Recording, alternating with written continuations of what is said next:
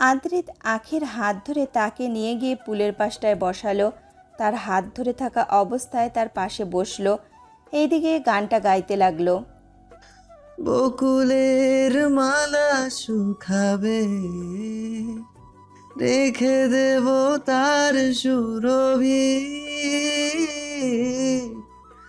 দিন গিয়ে রাতে লুকাবে, মুছো না কো আমারি ছবি, আমি মিনতি করে গেলাম, তুমি চোখের আড়াল হও, কাছে কি বা দূরে রও, মনে রেখো আমি ছিলাম, এই মন তোমাকে দিলাম। এবার আখিও গাইলো। তুমি চোখের আড়াল হও, কাছে কি বা দূরে রও, মনে রেখো আমিও ছিলাম, এই মন তোমাকে দিলাম, এই প্রেম তোমাকে দিলাম।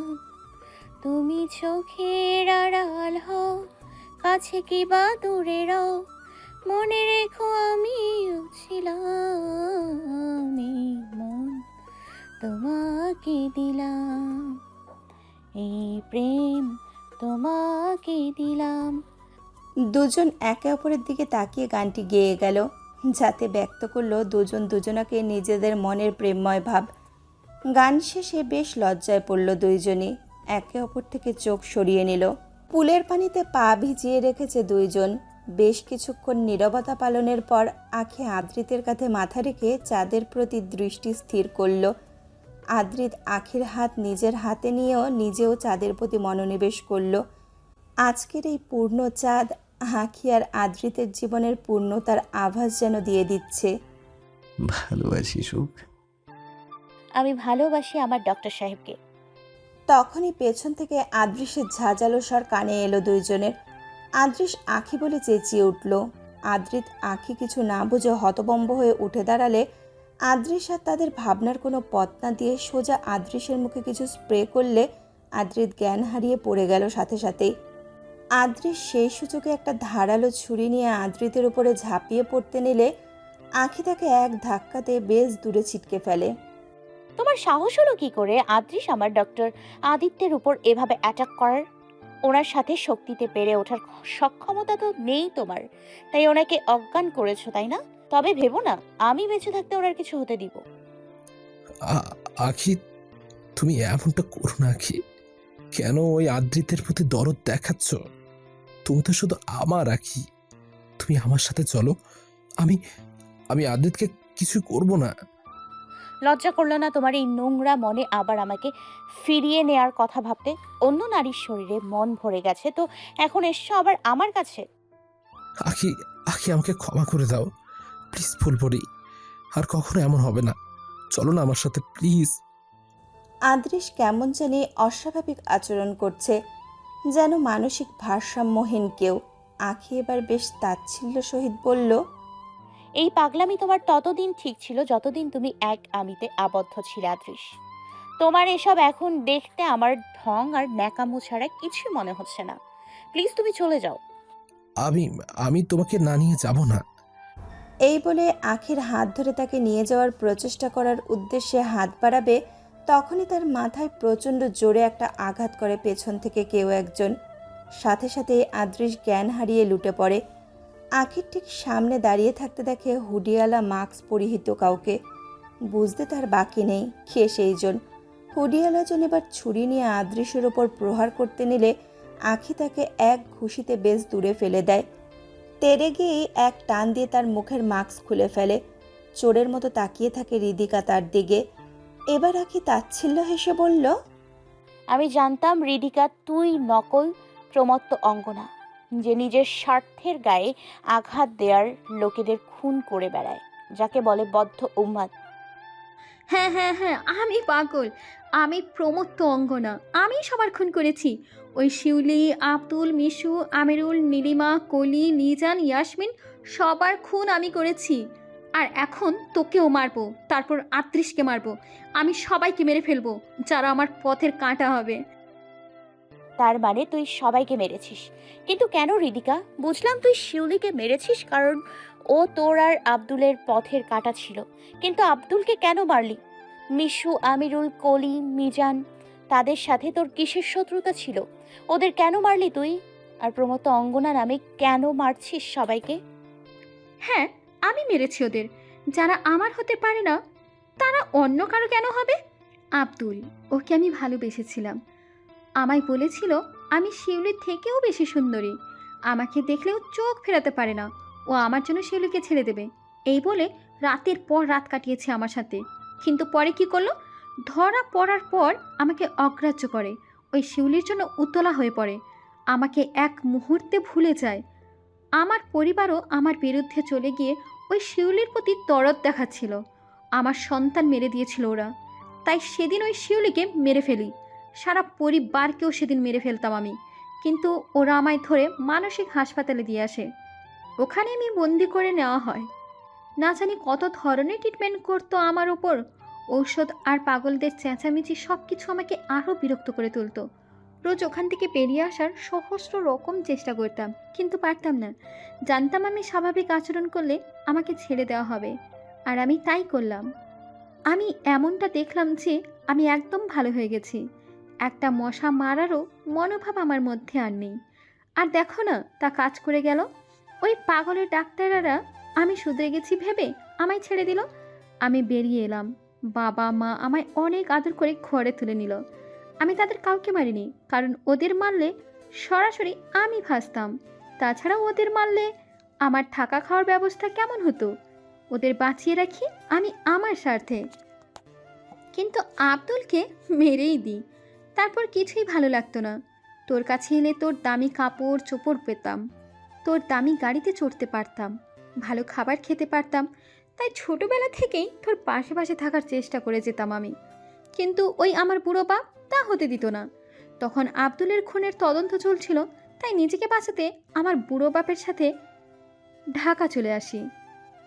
এখানে আসার পর হঠাৎ একদিন আমিরুলের সাথে দেখা হয় একটা কাজের সন্ধানে গেলে। বাবাকে বলেছিলাম কাজ করব বলে ঢাকা এসেছি, তাই কাজের সন্ধানে গিয়ে বাবার বিশ্বাস জয় করতে চেয়েছিলাম। ওখান থেকেই আমিরুলের সাথে আমার পরিচয়, আর ওর ঠিকানা পাই আমি। ওকে পছন্দ হয় আমার, জানতে পারি ও আমার আত্মীয় নীলিমারই স্বামী। তাই অনেক করে একটা জব তাদের বাড়ির পাশে এনজিওতে নিই।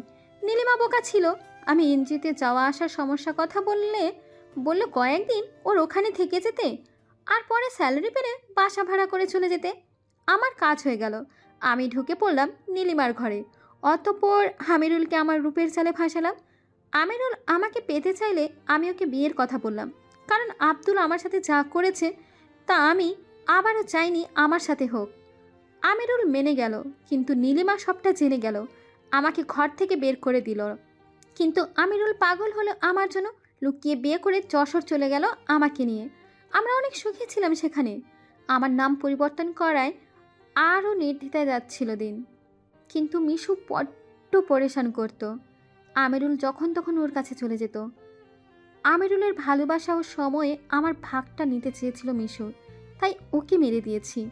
আর তার লাশের পাশে নাম লিখেছি প্রমত্ত অঙ্গনার, কারণ এমনি খুন করলে পুলিশ তদন্ত করে আমি অবধি পৌঁছে যেত। কিন্তু প্রমত্ত অঙ্গনা সর্বকালের সফল খুনি ছিল, যে কখনো কোনো প্রমাণ ছেড়ে যায় না, বরং পুলিশকে চ্যালেঞ্জ করে লাশের পাশে তার নাম ছেড়ে যেত। অনেক আগের থেকেই তার বিষয়ে শুনতাম, নিউজ থেকে তার বিষয়ে যা যা শুনেছি সব কিছু আয়ত্ত করেছিলাম আমি।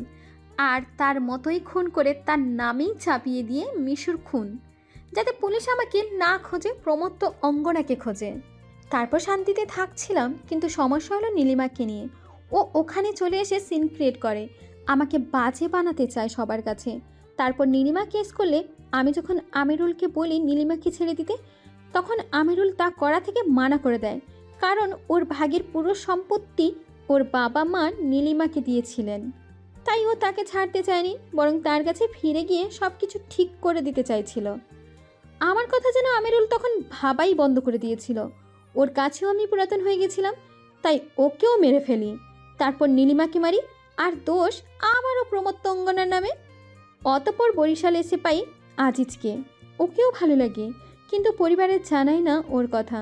বাবা জানলে আজিজকে আমার বিষয়ে সব বলে দিত, তাই সুযোগ বুঝে একদিন পালিয়ে আসি তার সাথে।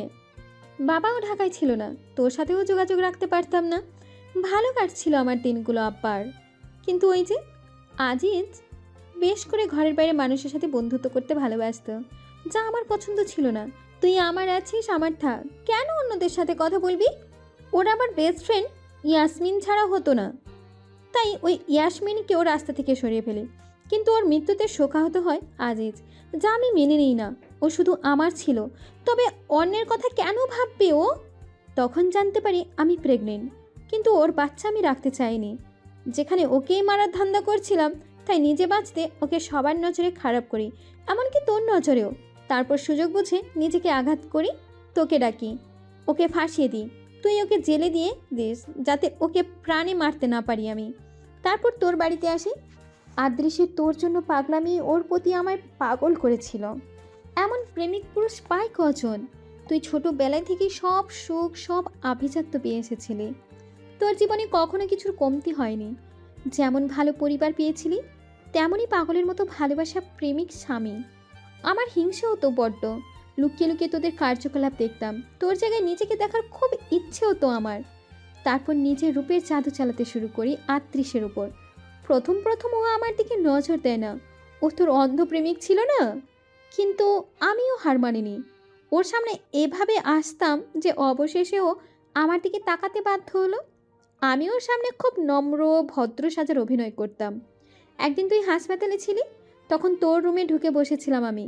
যখন বুঝতে পারলাম আদ্রিস আসছে, তখন টান দিয়ে শাড়ি খুলে নিলাম শরীর থেকে।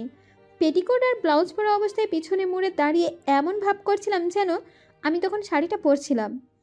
ও তখন তুই মনে করে আঁখি বলে আমাকে পিছন থেকে জড়িয়ে ধরেছিল। ওর স্পর্শ পাগল করে তুলেছিল আমাকে, কিন্তু ও আমাকে সেখানে দেখে বাকরুদ্ধ হয়ে যায়। আমার শরীরে তখন লোলাক্ষ দৃষ্টিও চায়, তার আন্দাজ করতে পারি আমি, কিন্তু ও নিজেকে সংযত করে চলে যায়। সেদিনের পর থেকে আমি বুঝতে পারি ও আমার প্রতি দুর্বল হয়ে গেছে। একদিনও আমাকে বিয়ের জন্য প্রস্তাব দিয়েই বসে। তখন আমি ন্যাকা সেজে তোর কথা বলে মানা করে দিতে চাইলে ও বলে সব সামলে নেবে। তারপর আর কি, তোর ওপর আমাকে নিয়ে আসা। কিন্তু সব কিছুর পরে ওকে পেয়ে গেলেও ওর মনে তোর জায়গাটা নিতে পারিনি আমি। ওর মন থেকে তো তোকে ভুলিয়ে দেওয়ার সব রকম প্রচেষ্টা করতে থাকি। তখন মধ্যে থেকে কলি উড়ে এসে জুড়ে বসতে চেয়েছিল। অসহ্যকর, তাই ওকেও মেরে দিই। আদৃশ শুধুই আমার, ওর ভাগ আমি কাউকে দিতে চাইনি।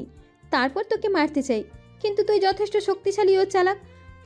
এছাড়া তোর আশেপাশে প্রায় সবসময় গাড়ি থাকতো, তাই তোকে মারা সহজ ছিল না আমার জন্য। তোকে আমি ভেতর থেকে দুর্বল করতে চেয়েছিলাম, তোর সম্মান ধুলোয় মেশাতে চাইছিলাম। তাই তোদের ডিভোর্সের বিষয়টা আমি রিপোর্টার লিজানকে দিয়ে ফাঁস করাই, যার পরবর্তীতে তাকে টাকাও দিই। কিন্তু আমার কাজ হয়ে যাওয়ার পর আমি ওকে মেরে ফেলি, কারণ আমি কোনো প্রমাণ বা সাক্ষী রাখতে চাইনি আমার বিরুদ্ধে। কি তাই ওকেও মারতে হয় আমার। অতপর আদৃশের পরিবারকেও দূর করে দিই আমার কাছ থেকে। আদৃশের সময় একান্ত নিজের ভাগ জমানোর জন্য রিয়াদকেও মারতে চাই, কিন্তু তার আগে তাকে মেরে ফেলে আসল প্রমত্ত অঙ্গনা।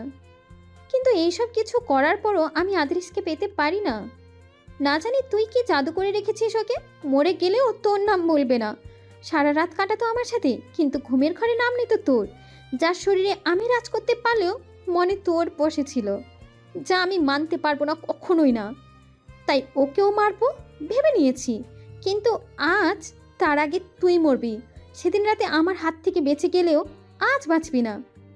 অতঃপর ঋতিকা উঠে এসে ছুরি দিয়ে আখির উপর প্রহার করতে নিলে আখি এক হাতেই তাকে সজোরে আরেকটা ঘুষি দেয়, যাতে সে আবারও ছিটকে পড়ে।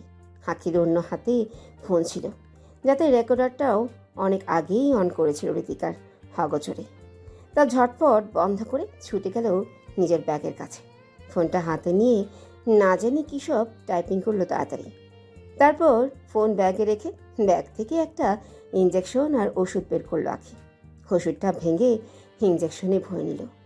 তখন ঋতিকা আখির পেছন থেকে এসে ওর উপর আবারও প্রহার করতে নিলে আখি সরে দাঁড়ালো, আর ঋতিকা মুখ থুবড়ে পড়ল। আখির সাথে সাথে এই ছুটে গিয়ে রিদিকার ঘাড়ে বরাবর ইঞ্জেকশনটা পুশ করে দিল। তারপর সজোরে হেসে উঠল। হকচকে বলল রিদিকা, তুই আমাকে কি পুশ করলি আখি?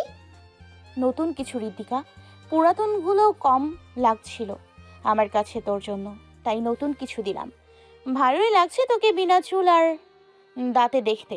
কত ভালো লাগবে তাই না, যখন নিজের দুরবস্থা না সইতে পারবি না কাউকে কইতে।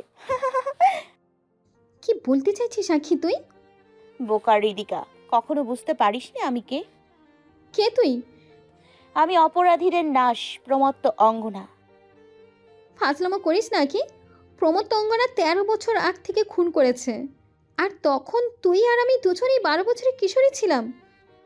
হ্যাঁ, কিশোরী ছিলাম, তবে বাচ্চা না। এত সময় তো তোর দুর্দান্ততা শোনালি, এখন না হয় আমারটা শোন, যা কখনো কেউ না শুনেছে আর না হয় তো কখনো শুনবে। তুই না হয় সেই ভাগ্যবান হয়ে গেলি, তবে শোন, আমি সেই প্রমত্ত অঙ্গনা যাকে সারা বাংলাদেশের পুলিশ খুঁজে বেড়াচ্ছে। গত 13 বছরে 48টা থানায় 48 জন ইন্সপেক্টরের হাতে প্রমত্ত অঙ্গনা কেস গেছে, কিন্তু সবাই অসফল হয়েছে এবং কেস ছেড়ে দিয়েছে। প্রমত্ত অঙ্গনাই হয়তো প্রথম কোনো কেস যেটা একসাথে বিভিন্ন থানায় দায়িত্বে দেওয়া হয়েছে। কিন্তু কিভাবে, কিসের অভাবে তুই মানুষের খুন করে বেড়াচ্ছিস? তুই তো সবার সাহায্য করিস, মানুষের ভালো চাস। আমি যতটুকু জানি, নিজের স্বার্থে তুই কখনো কারো খুন করতে পারিস না।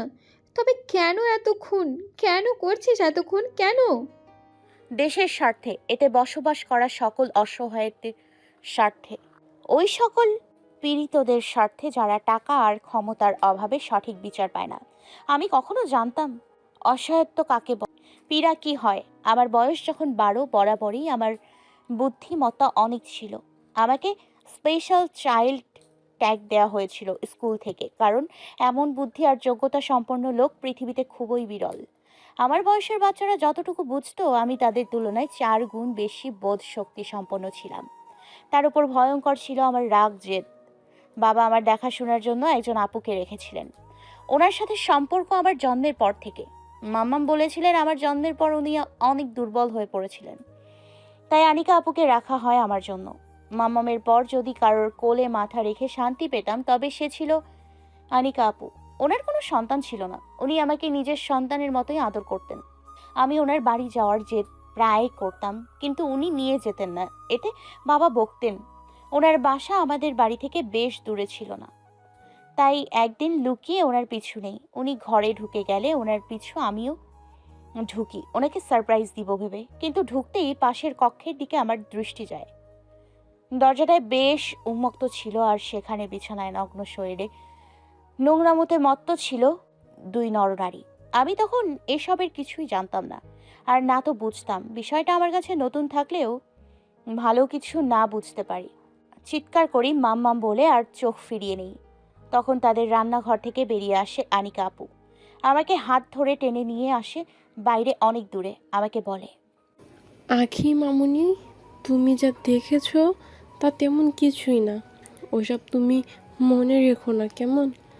আপু তোমাকে অনেক পিঠা বানিয়ে খাওয়াবে, তুমি এই বিষয়ে কাউকে কিছু বলো না দয়া করে।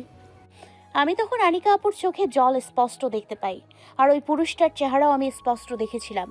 ও আপুর স্বামী ছিল, কয়েকবার এসেছিল আমাদের বাড়িতে, তখন দেখেছি। সেদিন আপু আমাকে অনেক বুঝিয়ে বাড়ি নিয়ে আসে। এদিকে আমার চোখের সামনে থেকে দৃশ্যটা সরছিলই না। আমি যতটুকু জানতাম, স্বামী স্ত্রী একে অপরের সাথে থাকে, একই ঘরে থাকে। স্ত্রী ব্যতীত অন্য নারীর সাথে থাকা তো অবশ্য ভালো কিছু না। কেমন জানি অশান্তি সৃষ্টি হয় আমার মধ্যে।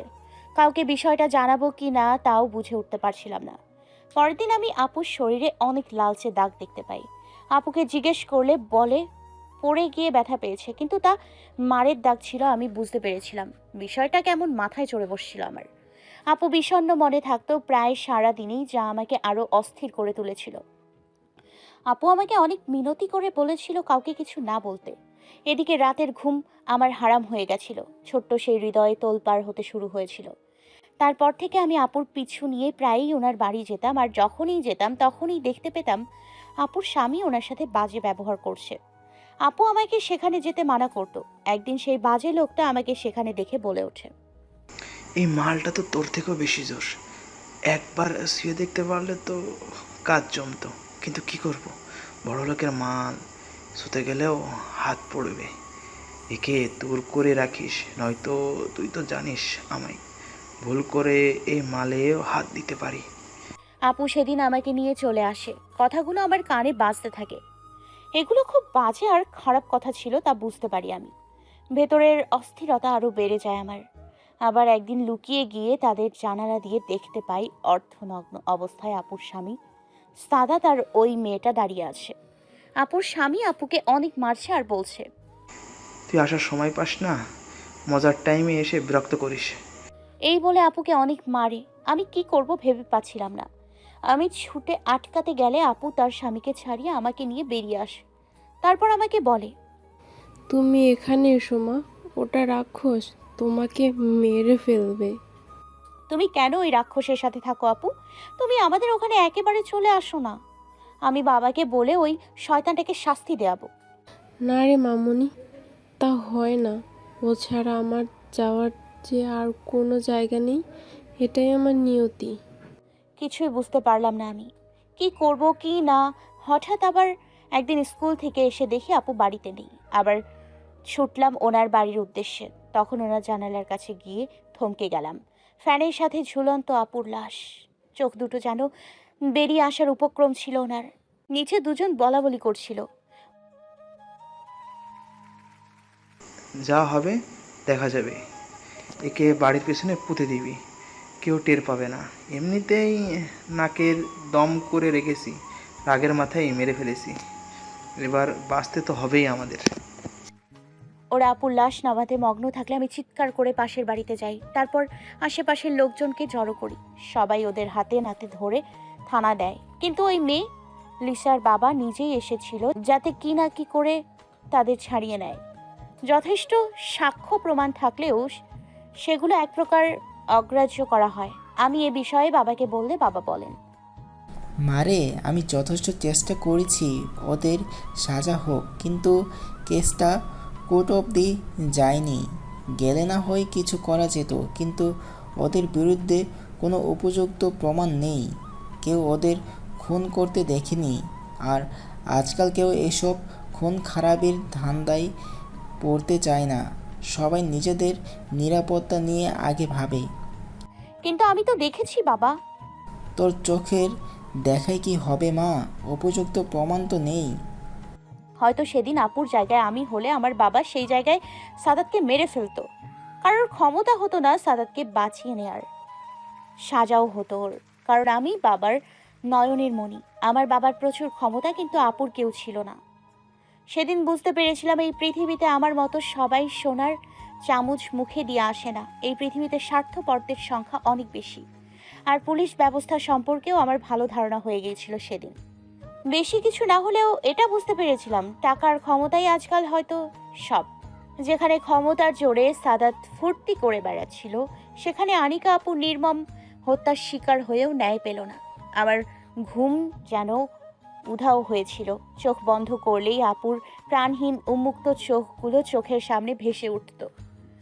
ওগুলো আমাকে যেন বলতো, মামুনি, দেখলে তো আমার নিয়তি? ন্যায় পেলাম না, এটাই আমার নিয়তি। আমি অসহায়, আমি কখনো ন্যায় পাবো না। ভাবনাটা আরো অস্থির করে তোলে আমায়। আপুর আসামি শান্তিতে বেঁচে আছে কথাটাই আমাকে পোড়াচ্ছিল। যে করেই হোক আমি সাদাতকে সাজা দিতে চেয়েছিলাম। আমি স্কুল থেকে আসার পথে একদিন সাদাতকে ওই মেয়ের সাথে মার্কেটে দেখি। আমার গাড়ির ড্রাইভার চাচাকে বলে পিছু নেই তাদের। একটা বাড়ির সামনে নামতে দেখি দুজনকে। আরেকদিন নিজে সেই জায়গায় গিয়ে তার পাশের বাড়ি থেকে জানতে পারি ওরা দুজন ওখানেই থাকে। মাথায় রক্ত চাপে আমার। প্রায় রাতে স্বপ্নে দেখতাম আপু আমায় বলছে, আমি ভালো নেই মামুনি। ওই সাদাত সাজা না পেলে আমার আত্মা শান্তি পাবে না। আমার চিন্তা শক্তি যেন তখন লোপ পেয়েছিল। নিজের মনের শান্তি বলতেই মাথায় আসতো সাদাতের মৃত্যু। সেদিন বাবা মাম্মাম সবাই আমাদের এক আত্মীয়র বাড়ি থাকতে গেছিলেন। আমাকে জোর করলেও আমি যাইনি। দাদু দিদুর সাথে বাড়িতে ছিলাম।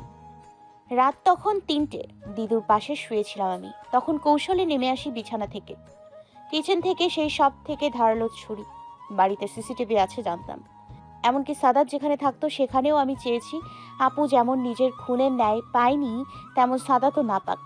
তাই একটা ব্যাগে আমার হুডি আর মাস্ক, হাত মোজা নিয়ে নিই। আমি বরাবরই সাসপেন্স, থ্রিলার এবং এসব মুভি দেখতাম, তাই আমার খেলার বিষয় হিসেবে এমন ধরনের জিনিসই থাকতো বেশিরভাগ। তাই সেদিন আমার জন্য সহজ হয়েছিল সব। আমি স্বাভাবিকভাবে নিজের কক্ষের বারান্দার পাশে রাখা সিঁড়ি দিয়ে নিচে নামি। তারপর দেয়ালের পাশের বড় পেয়ারা গাছ দিয়ে দেয়ালের উপর চড়ে লাফ দেয়ালের অপর পাশে যাই। দেয়ালের ওপারে গিয়ে হুডি আর মাস্কে নিজেকে ঢেকে নিই। বাবা আমাকে ওই বয়সেই অনেক ধরনের ট্রেনিং দিয়ে রেখেছিল। তাছাড়া আমি সেরা দৌড় প্রতিযোগী ছিলাম।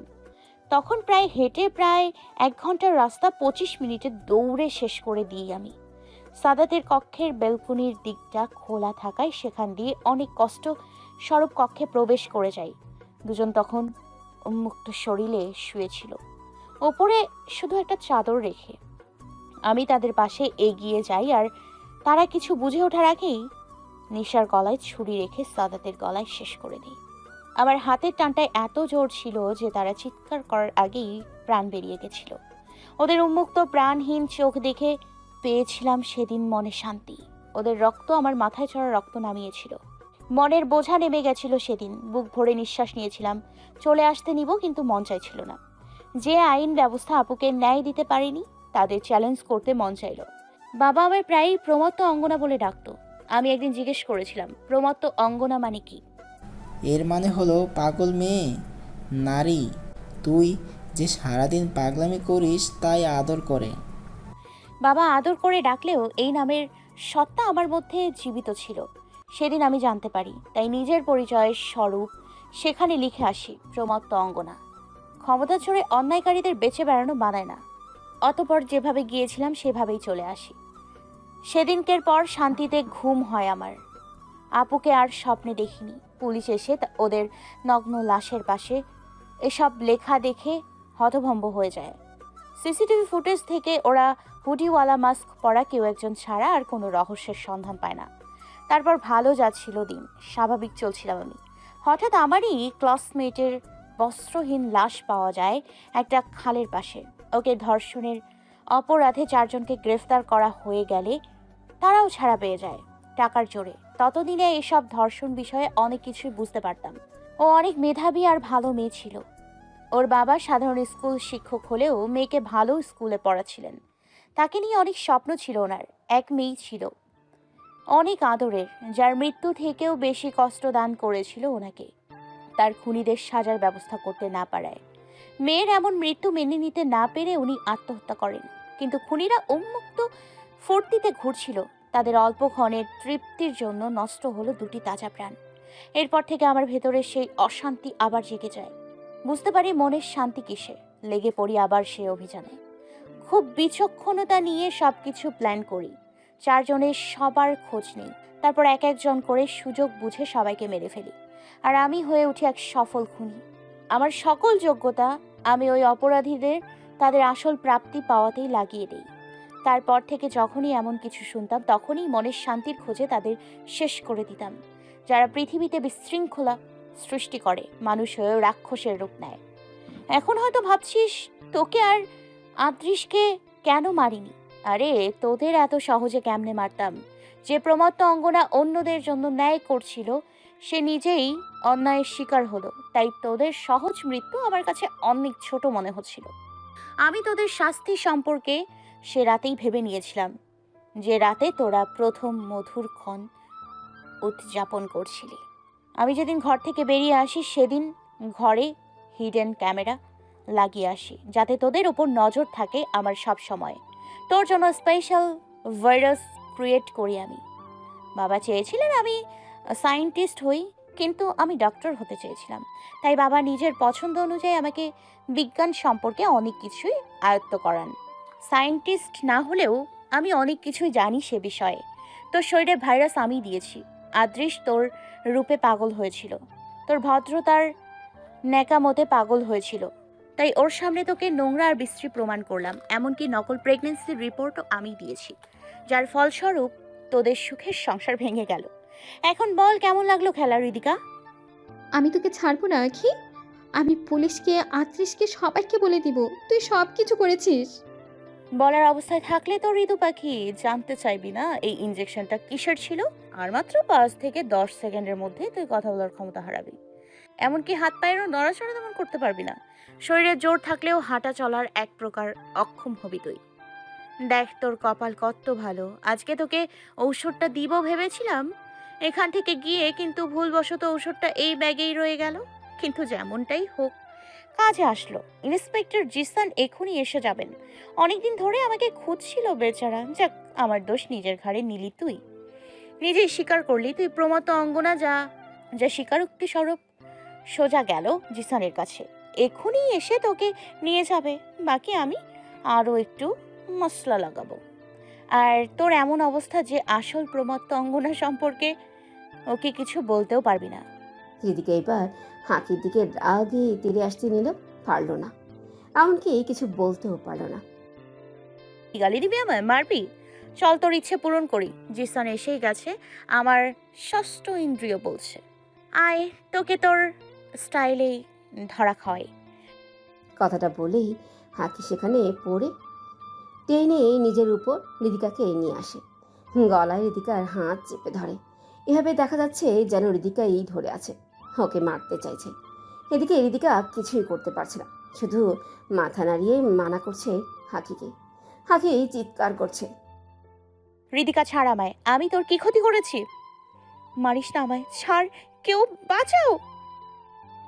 তখনই জিসান সেখানে এসে উক্ত দৃশ্য দেখে গুলি চালায় রিদিকার পিঠে। রিদিকার সাথে সাথেই পড়ে গিয়ে খাতরাতে শুরু করে। জিসান টেনে তুলে আখিকে। আপনি ঠিক আছেন ডাক্তার আখি? হুম। কি হয়েছিল এখানে? আমি আর আদিত্য এখানে একান্তে কিছু সময় পার করতে এসেছিলাম। তখন হঠাৎ আদ্রিস এসে ডক্টর আদিত্যকে অজ্ঞান করে আমাকে নিয়ে যেতে চায়। আর তারপর রিদিকা এসে তাকে পেছন থেকে আঘাত করে। আর সব কিছু আমি জানতে চাইলে আমাকে সব বলে, তারপর আমাকে মারতে চায়। কনস্টেবল, হৃদিকাকে নিয়ে চলো, ওকে আমাদের জীবিত চাই। আর ডক্টর আদ্রিত আর আদৃশকে উঠিয়ে হাসপাতালে নিয়ে যাওয়ার ব্যবস্থা করো। আদৃশকে নিয়ে যান, ডক্টর আদিত্যকে আমি দেখছি। রিদিকাকে উঠিয়ে নিয়ে যাওয়া হচ্ছে। রিদিকা অগ্নি দৃষ্টিতে তাকিয়ে আছে আখির দিকে। আখি সবার আগোচরে তার দিকে তাকিয়ে তাকে উস্কানিমূলক হাসি দিল।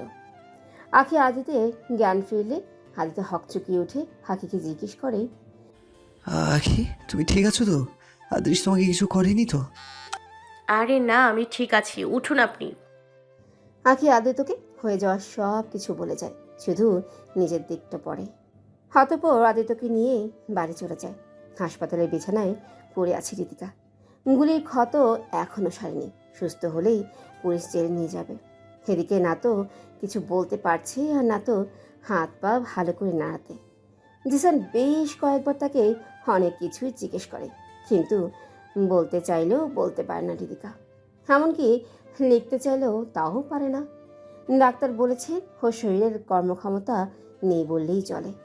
ও কখনো আর কথা বলতে পারবে না, আর না তো ভালো করে চলতে পারবে। হাত পা অক্ষম হয়ে গেছে তার। ও বেঁচে থাকবে এটাই অনেক, তাছাড়া আর কিছুই করতে পারবে না। এখন ওর বাঁচা মরা সব কিছুতেই পরনির্ভরশীল হয়ে থাকতে হবে তাকে। ইন্সপেক্টর জিসান পড়লেন বড্ড দুশ্চিন্তায়। স্যার, কি ভাবছেন? আমরা নকল প্রমত্ত অজ্ঞানাকে তো পেয়ে গেলাম, কিন্তু আসল জনের কাছে পৌঁছাবো কিভাবে? আপনি তো বললেন নকল জন অবধি পৌঁছালে আসল জনকে পাওয়া যেতে পারে।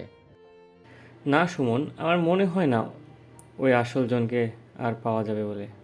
কেন স্যার? কারণ প্রমোদ অঙ্গনা যেই হোক না কেন খুব চালাক। আমি কেন, আমার থেকে সাকসেসফুল অনেক ইন্সপেক্টরও বৃথা হয়ে গেছেন প্রমোদ অঙ্গনার পিছনে পড়ে। তবে একদিক থেকে আমরা তাকে সমর্থন করতে ইচ্ছে করে। এমন অনেক কেস আছে যা আমরা চাইলেও সমাধান করি না। অনেকেই ক্ষমতার বলে উচ্চ স্তর থেকে অর্ডার আনিয়ে ছাড়া পায় আমাদের হাত থেকে। পুলিশ হয়েও আমরা কিছু দুর্নীতিবাজ আর ক্ষমতাসম্পন্ন লোকের হাতে ধুলা হয়ে যাই। এমন জায়গায় বেআইনিভাবে হলেও একজন তো এইসব অপরাধীদের সাজা দিতে মরিয়া হয়ে আছে, তাই আমি তাকে সমর্থন করি। আসল প্রমোদ তঙ্গনা যেই হোক না কেন সমাজের বিশৃঙ্খলা সৃষ্টিকারীদের দূর করেছে, আর আমি চাই বাঘিনী রূপে সে এক ন্যায়ের প্রতীক ও অপরাধীদের জন্য অভিশাপ হয়ে সমাজের প্রতিটি মানুষের মনে বেঁচে থাকুক। তাই আমিও কেসটা ছেড়ে দেব। নকল জনকে ধরতে পেরেছি, এটা আমার অনেক বড় পাওয়া। তবে আসল জনকে খুঁজে পাওয়া দুরূহী না অসম্ভব ব্যাপার আমার জন্য। বাকিটা উপরের স্তর যেভাবে পারেন তার খোঁজ নেবেন। আমার মনে হয় না কেউ সফল হবেন বলে, আর চাইও না কেউ সফল হোক। প্রমোদ তঙ্গনা অনেক ভালো মনের কেউ একজন, যথেষ্ট ক্ষমতা সম্পন্ন। কারণ ও শুধু অপরাধীদের মৃত্যুদান করে না, বরং অসহায়দের সহায় হন। ইন্সপেক্টর ইশতিয়াককে মেরে ফেললেও তার স্ত্রীকে সেই জব পাইয়ে দিয়েছে। মনে আছে, ইশতিয়াকের স্ত্রী আমাদের বলেছিল উনি যেখানে জব পেয়েছিলেন সেখানের প্রতিষ্ঠাতা তাকে নিজ থেকে জব অফার করেছিল। সেখানে গিয়ে এ বিষয়ে জানতে চাইলে ওনারা আলাদা কিছু জানেন না, শুধু এটুকুই বলেন সেখানকার বসের সাথে ইন্সপেক্টর ইশতিয়াকের খুব ভালো সম্পর্ক ছিল, তাই তার মৃত্যুর পর তার স্ত্রীকে তারা জব অফার করে। কিন্তু আমার এই কথার একটুকু সত্য বলে মনে হয়নি। আমার যতটুকু মনে হয় প্রমোদ তঙ্গনায় তাকে জব পাইয়ে দিয়েছিল, হয়তো যে কোনোভাবে। তবে যেভাবে হোক প্রমোদ তঙ্গনা যাই করেছে ভালোই করেছে। এমন একজন প্রমোদ তঙ্গনা বাংলাদেশের ঘরে ঘরে থাকলে দেশটার রূপ পাল্টে যেত। রাগ না করলে একটা কথা বলবো স্যার। বলো। আপনি প্রমোদ অজ্ঞানের প্রেমে পড়লেন নাকি? বউ বাচ্চা আছে, তাই তা ভাবতেও পারবো না। নয়তো কোনো একদিন আমারও লাশ পাওয়া যাবে আর পাশে লেখা থাকবে স্ত্রী সন্তানকে ধোঁকা দান করে বেঁচে থাকার কোনো অধিকার নেই প্রমোদ তঙ্গনা। অতঃপর জিসান সহিত সবাই হেসে উঠল। দেখতে দেখতে আখি আদিতের বিয়ের দিন চলে আসলো। রাত প্রায় 11টা। ছোট্ট এক নদীর জলে ভাসছে এক সাজানো নৌকা। আদিত শুয়ে আছে, তাতে তার বুকে মাথা রেখে শুয়েছে আখি। আখির মেহেদি রাঙানো হাত হাতে নিয়ে মুগ্ধ হয়ে দেখে যাচ্ছে আদিত। আজকে চাঁদ জ্যোৎস্নায় ভরিয়ে দিয়েছে ধরণী। সেই জ্যোৎস্নার আলোতেই প্রেমে বিভোর হয়েছে দুটি মন। পাগল হলেন আপনি? রাত পোহালেই তো আমাদের বিয়ের ক্ষণ শুরু। মধ্যরাতে এভাবে নদী ভ্রমণ করার শখ জাগলো কেন হঠাৎ? কারণ আজকের এই রাত প্রেমিক প্রেমিকা হিসেবে আমাদের শেষ রাত। কাল থেকে আমরা স্বামী স্ত্রী হয়ে যাব, মিশে যাব একে অপরের অস্তিত্বে। তুমি আমি মিলে জন্ম নিবে আমাদের এক নতুন অস্তিত্ব।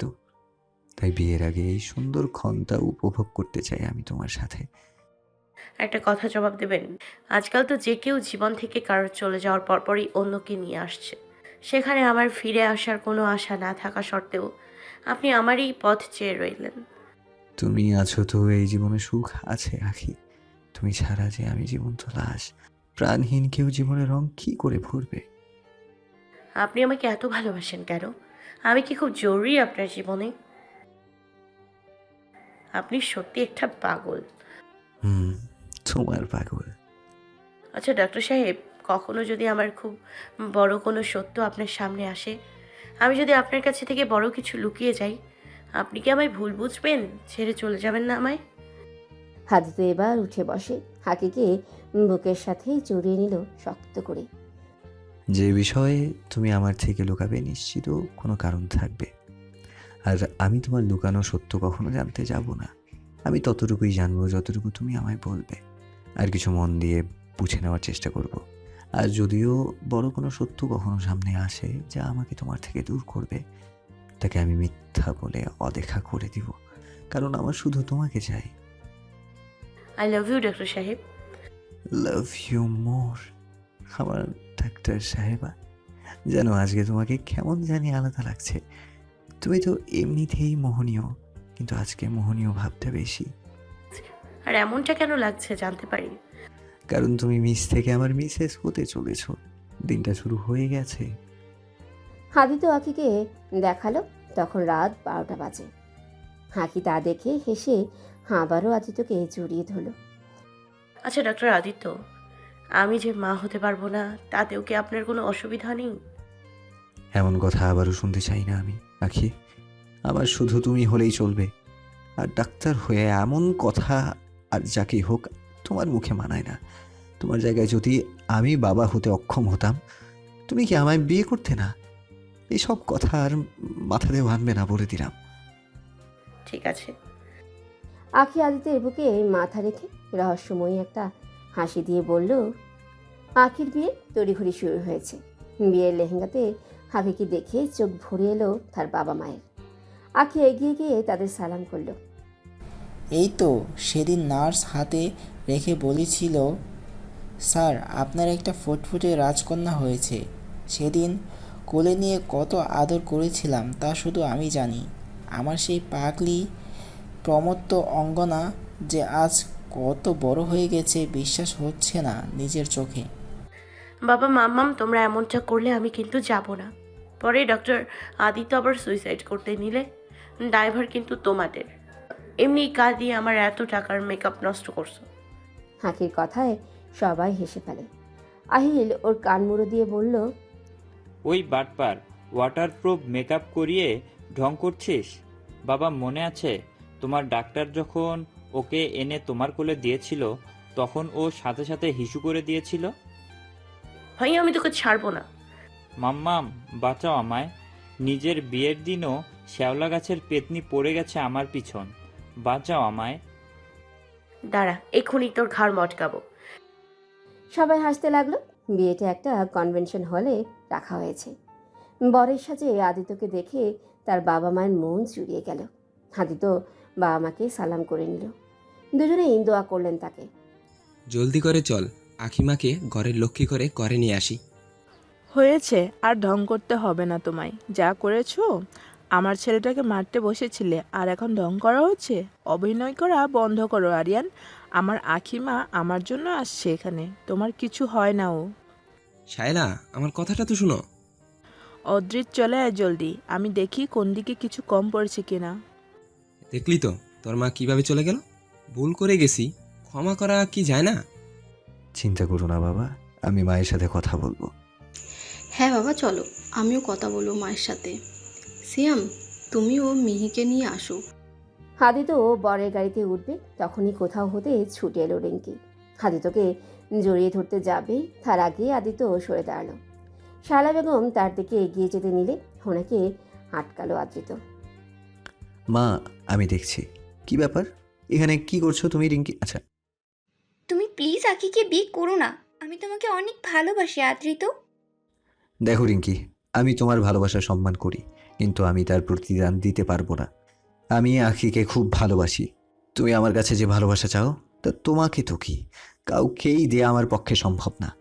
আমার ভালোবাসায় শুধু আখির রাজত্ব। আশা করি বুঝবে তুমি। তুমি যথেষ্ট ম্যাচিওর, এছাড়াও অ্যাডাল্ট। আমার থেকেও ভালো কেউ পেয়ে যাবে, আমার থেকেও ভালো কেউ পেয়ে যাবে তুমি। দোয়া করি আল্লাহর কাছে।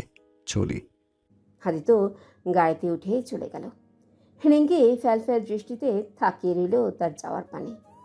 আখি কনভেনশন হলের সামনে নামবে তখনই তার সামনে প্রকট হলো আদৃশ। কাকুতি ভরা স্বরে বলল, আখি শেষবারের জন্য ক্ষমা চাইছি, ক্ষমা করে দাও আমায়। চলে আসো আমার জীবনে।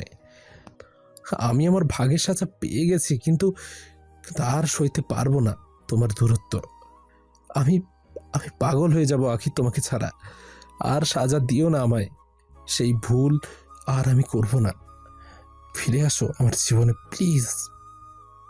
আজ আখি একদম শান্ত গলায় জবাব দিল, জানো আদ্রিস, যে যা করবে প্রতিদান স্বরূপ তাই পায়। আজ তুমি আমার কাছে নিজের জীবনের দ্বিতীয় সুযোগ চেয়ে নিচ্ছ ভালোবাসার ভিক্ষে। কিন্তু তুমি তো আমাকে সেই সুযোগটাই দাওনি। একবার সোজাই জীবনে নিয়ে আসলে কাউকে, অনায়াসে জীবনে নতুন রং ভরে নিলে। আমাকে সোফায় বসিয়ে রেখে অন্যের সাথে রাত কাটানো সুবিধায় কক্ষের দরজা বন্ধ করলে, আমার চোখের সামনে রঙিন রাত পার করলে। অন্যের দেয়া ভালোবাসার চিহ্ন শরীরে নিয়ে আমার সামনে এলে। কখনো কি ভেবেছো সেই মুহূর্তে তোমার শরীরের হৃদিকার ভালোবাসা দেওয়ার দাগগুলো কতটা পীড়া দান করেছিল আমার মনে? আজ যখন আমি অন্যের হতে যাচ্ছি, তবে তা বড্ড পেরেশান করছে তোমায়। ভেবেছো কখনো আমি কিভাবে তোমাকে অন্যের সাথে মেনে নিয়েছি? তবুও তোমাকে ক্ষমা করে দেওয়ার কথা ভাবা যেত, কিন্তু এখন তার কোনো সুযোগ নেই। তো যে ভালোবাসার সহিত আমি তোমার সাথে ছিলাম তা ছিল শুধু এক ডক্টর আদিত্যের ভালোবাসার অংশ মিথ্যে দিয়ে ঢেকে তুমি নিজের করে নিয়েছিলে। কিন্তু আজ তা আবারও সত্য মানুষের নিকট পৌঁছে গেল। আমি ডক্টর আদিত্যকে ভালোবেসেছিলাম, ভালোবাসি আর আজীবন ভালোবাসবো। মাঝখান থেকে তুমি ছিলে শুধুই একটা ভুল মাত্র। আজ আমার বিয়ের দিন আত্রিশ, তাই আমিও তোমার উপর হাত তুলতে চাইছি না। যতই হোক, তোমার জন্য আমি ওকে হারিয়ে গেলেও তোমার জন্যই আবার ফিরে পেয়েছি। আমাদের জন্য দোয়া করতে না পারলে দূরে থাকবে আশা করি, কারণ পাশে আসার চেষ্টা করলেও আখিকে পাবে না। ও এখন শুধু আমার। হাদি তো বরের বেশে বেরিয়ে এসেই আখির হাত ধরে কথাগুলো আদেশের উদ্দেশ্যে বলে হাকিকে নিয়ে চলে যায় ভেতরে। আদ্রিস অসহায়ের মতো দাঁড়িয়ে থাকলো বাহিরে। অনেক ধুমধামের সহিত সম্পন্ন হলো হাকি আদিতের বিয়ে। আদিত অবশেষে নিল স্বস্তির নিঃশ্বাস। হাজারো প্রতিকূলতা পেরিয়ে আখিকে নিজের করেই নিল সে আজ। এবার তাকে আর হাতছাড়া করবে না। বিদায়ের ক্ষণ এসে গেলে আখির পরিবার বেশ আবেগপ্রবণ হয়ে ওঠেন, সাথে হাদেশের পরিবারও। হাকি দুই পরিবারের প্রতি দুর্বল হয়ে পড়ে। তখন সবাইকে একে একে জড়িয়ে ধরে কাঁদতে শুরু করে। আশরাফ খান মেয়ের হাত হাদিতের হাতে দিয়ে বললেন, আমার নয়নের মণি তোমার হাতে তুলে দিলাম আদ্রিত। আমার মেয়ের জীবনে কিছুই চাই না, সব সক্ষমতা ওর মধ্যে আছে, শুধু ও একটু ভালোবাসার কাঙ্গাল। আমার পাগলি মেয়েটাকে জীবন ভরে ভালোবাসাটা দিও শুধু। চিন্তা করবেন না স্যার, আপনার নয়নের মণিকে আমি প্রাণ দিয়ে হলেও আগলে রাখবো আজীবন। আখি আদিত বাবা মায়েদের সালাম করে নিল। তাদের গাড়িতে তুলে দেওয়া হলো। গাড়িতে ওঠার সময় দেখতে পেল আখি হাদিস অদূরে দাঁড়িয়ে আছে। জল এখনো বয়ে পড়ছে চোখ দিয়ে। আখি দ্বিতীয়বার আর না তাকিয়ে উঠে গেল গাড়িতে। হাদিস পুরো বিয়ের সময়টাতে বাইরেই দাঁড়িয়েছিল। আখির গার্ড আর হলের সিকিউরিটি গার্ড তাকে ভেতরে যেতে দেয়নি। হাদিস অনেক চেষ্টা করলেও, অনেকবার আখির নাম নিয়ে ডেকেছেও, কিন্তু তার বিপরীতে শূন্য হাতে ফিরতে হয়েছে হাদিসকে। বর্তমানে নিজেকে পৃথিবীর বোঝা ছাড়া কিছুই মনে হচ্ছে না তার। যাকে পাওয়ার জন্য কত কিছুই না করলো আদ্রিস, কখনো তাকে এভাবে হারিয়ে যাবে কল্পনাও করেনি। এইমাত্র আখির গাড়ি তার সামনে দিয়ে গেল। তোমাকে হৃদিকার চেয়েও ভয়ঙ্কর কিছু দিতে চেয়েছিলাম আদ্রিস, কিন্তু পরক্ষণে যখন দেখলাম তুমি অনুতপ্ত, সূচনার আগুনে চলছো, তখন নিজের সিদ্ধান্ত পাল্টালাম। কারণ অনুসূচনার আগুনে পোড়া আর ভালোবাসার মানুষকে অন্যের সাথে মেনে নেওয়ার মতো পীড়াদায়ক কিছু আর হতেই পারে না। তুমি সত্যিই আমাকে ভালোবেসেছিলে আদ্রিস, কিন্তু আফসোস তোমার ভালোবাসায় খুঁজছিল। আর প্রমোদ তো অঙ্গনা তোমার মতো ছাড় দেয় না। তুমি যতদিন অনুসূচনার আগুনে চলবে ততদিনই স্বাভাবিক থাকবে আদ্রিস, কিন্তু যেদিন জানতে পারবো এই অনুসূচনার সমাপ্তি ঘটেছে, সেদিন তোমার জীবন আর স্বাভাবিক থাকবে না, অস্বাভাবিক করে দেবে তোমার সব কিছু এই প্রমত্ত অঙ্গনা। এই যে ডক্টর সাহেবা, কি ভাবা হচ্ছে? এত এত কাঁদলে কেন? মাথা ব্যথা করবে না? বাবা মা ছেড়ে তো আপনি আসেননি। আখিকে নিজের বুকের সাথে মিশিয়ে নিল আদ্রিত। জানো আখি, সত্যি নারীদের কোনো তুলনা হয় না। জন্ম থেকে এক জায়গায় বড় হয়, একটা সময় তাকে অন্যের ঘরে চলে যেতে হয়। পুরাতন টান ভুলে নতুন নতুন মানুষ, নতুন জায়গাকে আপন করে দিতে হয়, যা তারা অনায়াসে মেনে নেয়, হাসি মুখে সব মানিয়ে নেয়। আসলেই নারীরা যা পারে তা কোনো পুরুষ কখনো পেরে উঠতে পারবে না। পিরিয়ড থেকে শুরু করে ডেলিভারি পেইন অবধি যে যন্ত্রণা নারী সহ্য করে, কোনো পুরুষের সে ধৈর্য আর মনোভাব থাকতে পারে বলে আমার মনে হয় না। যদি পৃথিবীর সব কয়টা পুরুষ আপনার মতো হতো, তবে পৃথিবীটা সত্যি আলাদা রূপ নিত। ভালোই হয়েছে সব পুরুষ আমার মতো না। কেন? কারণ তখন তুমি আমার উপরেও অনেকটা অপশন পেয়ে যেতে। আখি আদিতে এই বুক থেকে নিজেকে সরিয়ে এবার অনেক ভাব নিয়ে বলল, অপশন তো এখনো অনেক আছে, ওই আমি একটু দয়াবান তো, তাই আপনাকে বাছাই করা। আদিত এক টান দিয়ে হাকিকে নিজের অনেকটা কাছে নিয়ে এসে বলল, অপশন হতে পারে তোমার কাছে হাজারটা, কিন্তু সঠিক উত্তর আমি ছিলাম আর আমি থাকবো। গাড়িতে ড্রাইভার আছে, ভুলে গেছেন? তুমি চোখের সামনে থাকলে তো আমি এই পৃথিবী ভুলে যাই সুখ। হাকি মৃদু কণ্ঠে বলা কথার উত্তরে হাদিতের মোহনীয় বাণী হাকিকে আরও লজ্জায় ফেলে দিল। হাদিতকে ছাড়িয়ে গাড়ির জানলা দিয়ে তাকে মুচকে আসলো। হাদিত আখির হাত ধরেই থাকলো। হাদিসও আখির স্বপ্নের ভুবনে এসেছে নিজের পরিবারের কাছে। এসেই মায়ের পায়ে লেপ্টে পড়েছে। খেতে খেতে বলতে শুরু করেছে, মা, মা গো, আমায় ক্ষমা করে দাও। আমি জানি তোমরা আমায় ক্ষমা করনি, তাই সেদিন আমাকে হাসপাতালে দেখতে গেলেও, আমার পাশে থেকে আমার দেখাশোনা করলেও আমার সাথে একটা কথাও বলনি তোমরা। বরং আমি সুস্থ আছি জেনে চলে এলে। আমি না হয় বাজে, তাই বলে কি এত পর করে দেবে? দেখো না, আজ নিঃস্ব হয়ে গেছি আমি। আমার কেউ রইল না মা।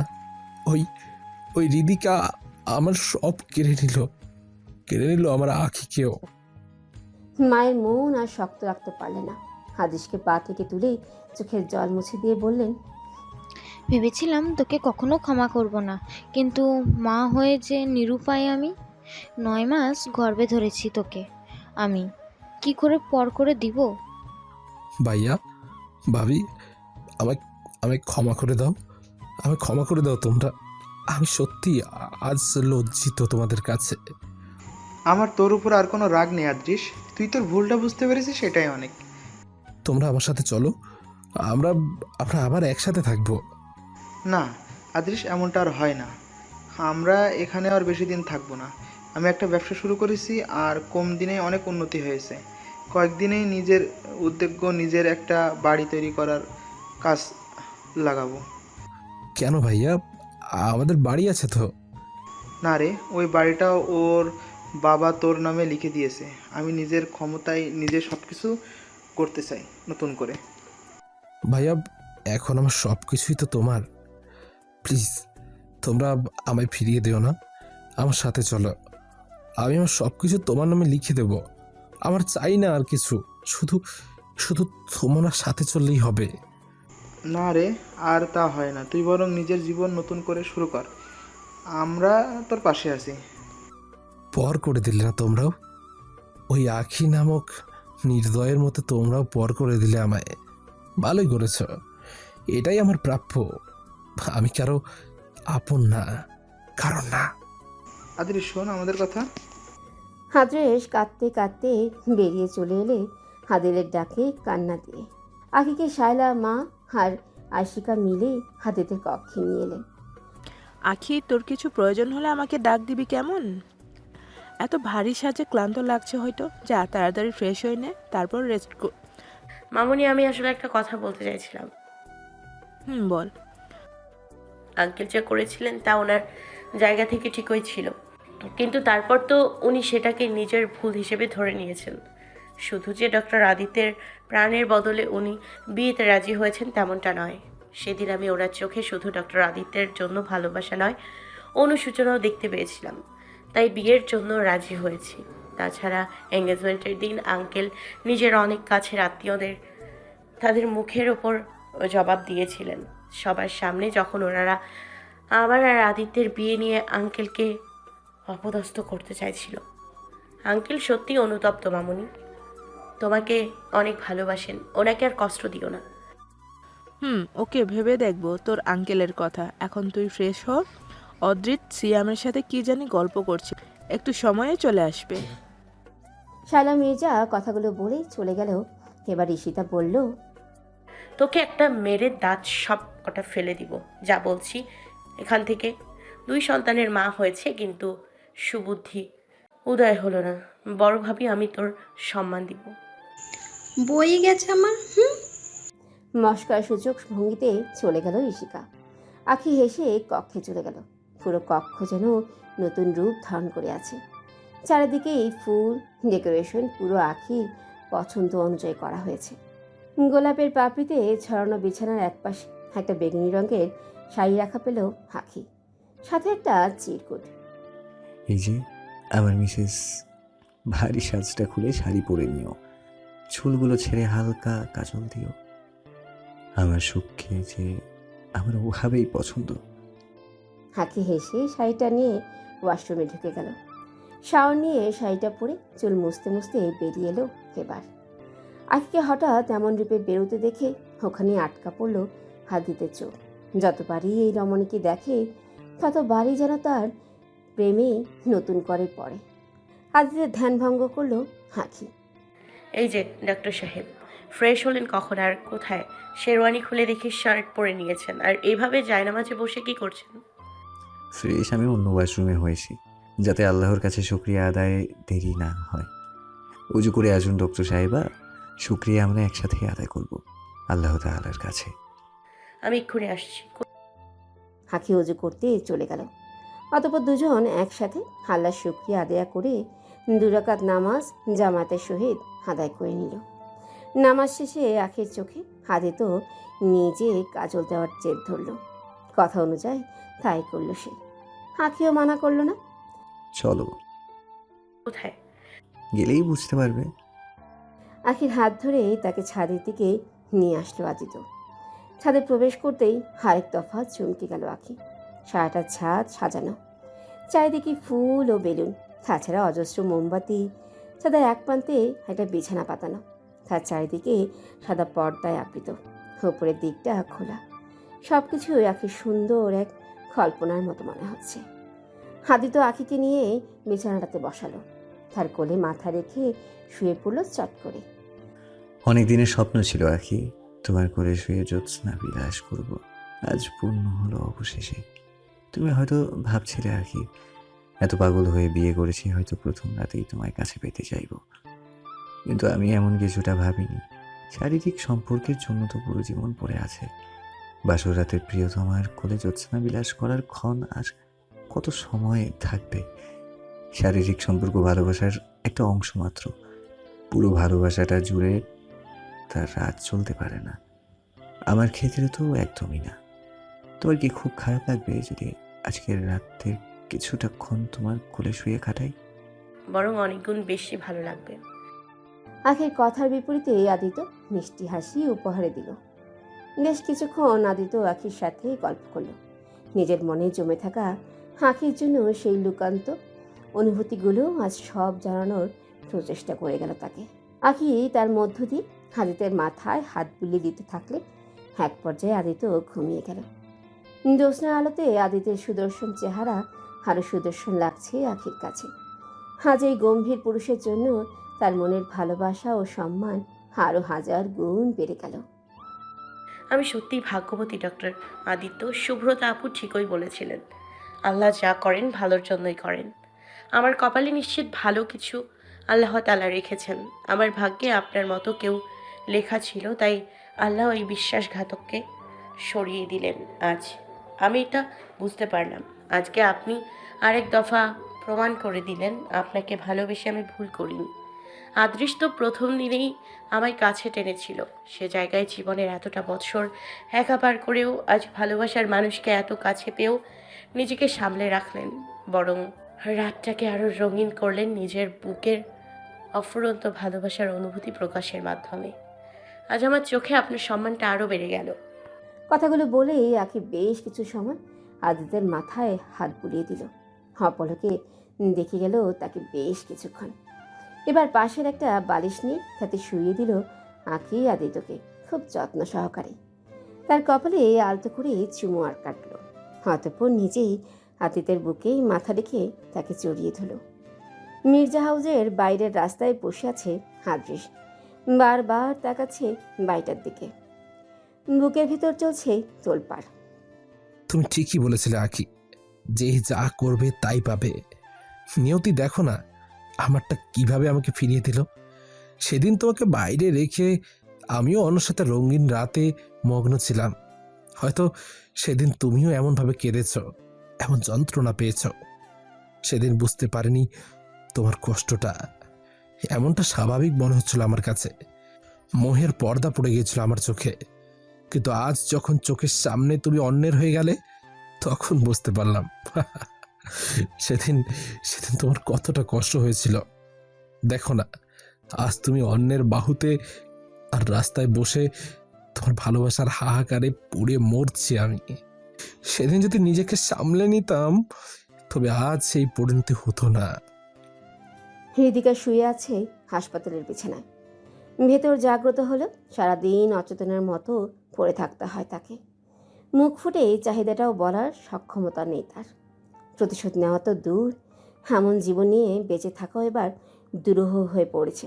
চিৎকার করে কাঁদতে ইচ্ছে করলেও তাও পারে না, চাইলেও পালাতে পারবে না, না তো নিজেকে শেষ করে দিতে পারবে। তবে এমন জীবন মৃত্যু থেকেও ভয়াবহ হৃদিকার জন্য।